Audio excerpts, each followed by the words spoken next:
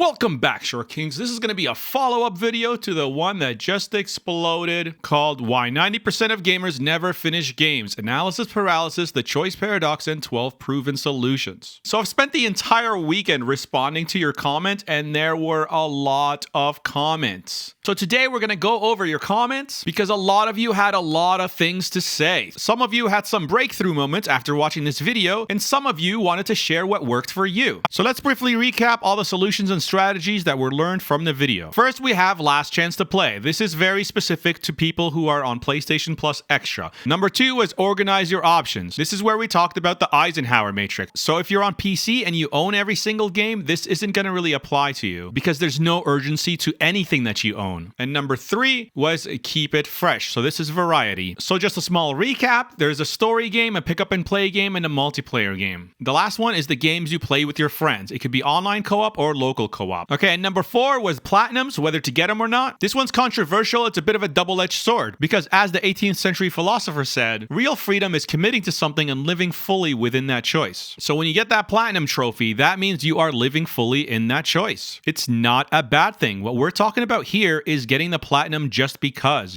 you feel like you're trying to get your money's worth. Only get the platinum if you're actually having a good time. Don't make it a job because a lot of platinums add jobs in there. They add lots of little grinds. Okay, so number 5 was the 5-second rule. So this is like open it up and choose something right away. Don't even think about it. 6 was using rest mode, which is PlayStation specific, so we'll skip that one. And 7 was to set goals, get things done. This means if you're playing a big story game, try to get to chapter 2 by the end of the night. Number 8, it's themed nights. So this is something like Tuesday, I'm going to play the RPG, Wednesdays for gaming with the boys, multiplayer, and Fridays, I'm going to try that little indie game. Number 9 was game clubs. I talked about my subreddit and joining game clubs. So this is basically playing the same games as your friends, kind of like a book club. And the most important one was stop buying games. Like literally, why are you buying games? Are you going to play them? No. So why are you buying them? If they're on sale now, they're going to be on sale again in the future. It's as simple as that. Okay, number 11 was mental stickiness. It's basically an overexposure method where you play a bunch of games and then you take a break and you try to find out which game you're thinking about the most when you're not playing. That is the game that you're going to play. Your mind already made that choice for you. And then lastly, just like we said, take a break. Game fasting is a real thing and it helps so much with clarity. Okay, that's it for the tips. Okay, so let's jump right into the comments. I want to talk about something that should have been obvious, but it's not that obvious. And that is this tip right here. It should have been obvious because I said it a few times that this whole channel is focused on playing short games. So these short games could be the pick up and play type of games like Ninja Turtles, shoot 'em up, beat 'em up, a rhythm-based game, a puzzle game, just something to take a break from the big 3D double joystick controlled games. Something to give your mind and your muscle memory a little break. Now, I don't know where to include roguelites because sometimes your game session only lasts like 20 minutes because you die so fast. But other times you're stuck in there for hours and hours. So I don't know if they qualify as short games,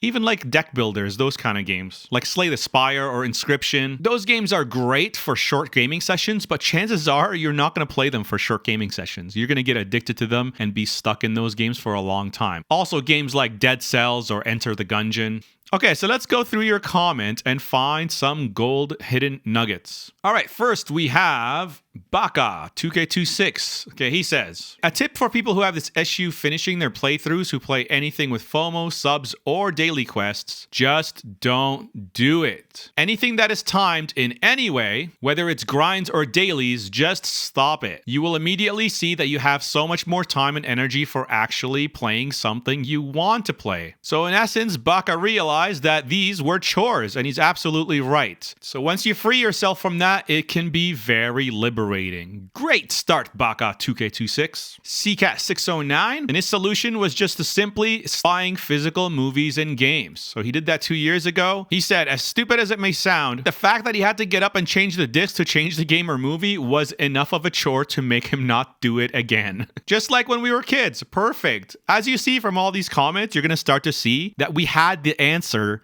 to this problem when we were kids. So I love that. Good job, CCAT609. Jeff Brady said, stop buying games on special because they will be on special again. Aw, man. Some of you should get that tattooed on yourselves. Ooh, we have a list with proper spacing. Good job, Slim87. Steps to overcome game analysis paralysis. Limit watching gameplay videos. Stop watching full playthroughs of the games you're interested in. He said that watching too much removes the excitement of discovering new things, aka you might spoil some things. So just limit it to 10 minutes or less to see if it's interesting enough for you to get started your own journey in that game. And number 2, yes, this is what we're talking about right here. Play like we used to. When we were kids, we had it right. We'd go outside, they'd come back and play for just an hour or two. The shorter playtime made the experience feel fresh and fun. Try to go back to that mindset. Very important. This is what I'm talking about. It's supposed to be a fun break, not a binge session. This is kind of an extreme solution, so bear with me here. Crafty Sandwich, great profile picture, by the way. At the beginning of the year, completely started over. A new account on every device. Say bye to the backlog. Like, put your money where your mouth is. Wow. So far, I am buying one game at a time and playing them to completion before I move on. Now that is commitment.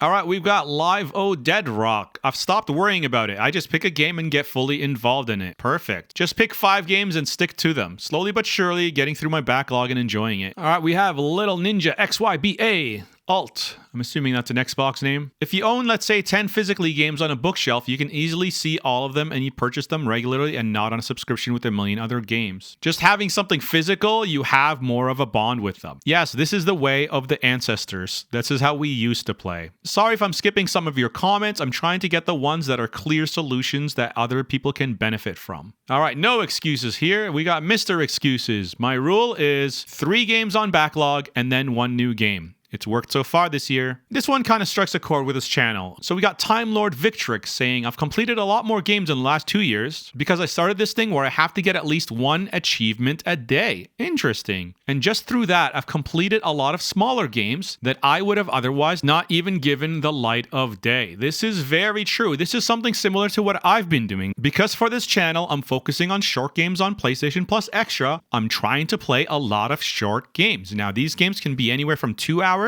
to 9 hours. Anything under 10 hours I consider short. My personal goal has been to beat 1 short game per week. That way, at the end of the year, I'll have played and beat 50 games. But this comes at a cost. You have to stop playing online multiplayer games. Over here, we have Crazy Guy, Watch and You. A new start.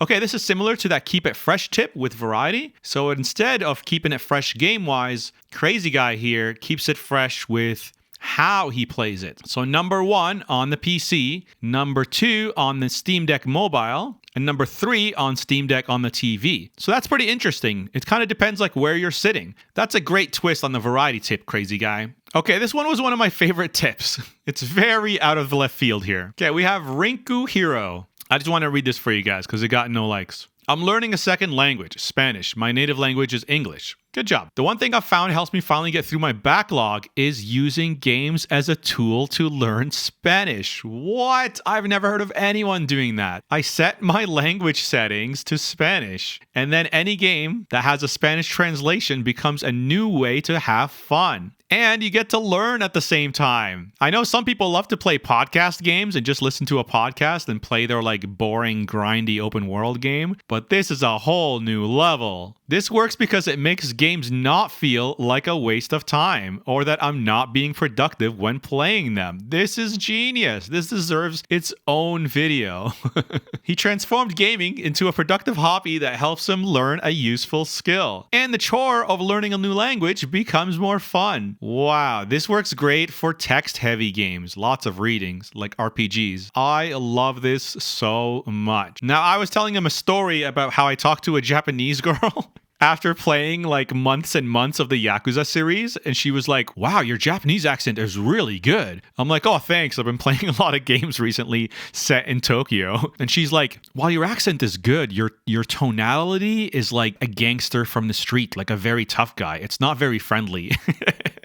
Thanks, Yakuza. Ore wa tofu no otoko da. Great job, Rinko Hero. That is fascinating. I wish more people would take that advice. All right, we have T. Connolly12C. He said, only buy when you're ready to commit for that specific game. If you buy with the intention of eventually playing someday, the novelty of that game will wear off and it will become just another game in your backlog. Preach, preach. Hear, hear. All right, we have Battle Forevermore. This is very similar to one of the tips we have. I have 2 games to play at any given time. One is a multiplayer online game, and one is a narrative style game. So one's for jumping in and high intense action, and the other one is just when you want to be chill. The main difference is I don't have any friends for the multiplayer aspect. Okay, this is another one that was explored in one of my earlier videos about open world games. So Peter Heinens, 4PK, his big tip was, and this is important, this is going to hurt your ego a little bit, but don't be afraid to lower the difficulty. You don't have to prove that you're the best at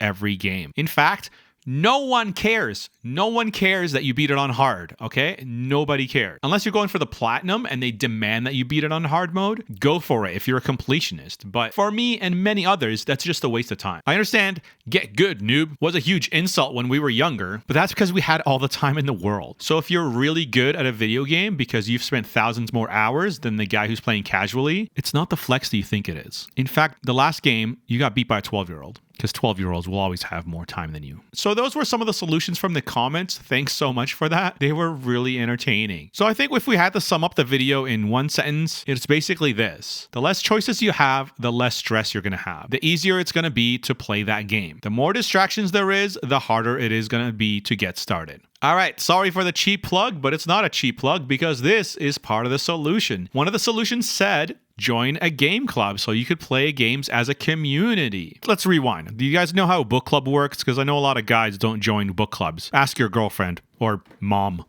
Basically how a book club works is like, okay, we're all going to read this book, but some people read faster than others. So what we're going to do is we're only going to read till chapter 4. And the next Sunday, we're going to get together and talk about everything that's happened and share our thoughts. And then a week later, it's like, let's get to chapter 8 and so on and so on. So basically everything is going to be fresh in your mind. So this is what a book club is. And this is what I'm starting. This is the whole reason I have a subreddit, because like, why do I need a subreddit? I'm just a random YouTuber, but I don't see an obvious solution online, so I just made one up. So what we're doing this month is playing Animal Well. Now, Animal Well is a perfect game for this series. Do you know why? Because not only is it a Metroidvania, but you can use some of the tools to get into places that you're not really supposed to be by kind of like breaking the game. It doesn't hold your hand at all. It doesn't even tell you what to do. It doesn't tell you what your items do. It doesn't tell you anything at all. It just puts you in the world and it's like, okay, go.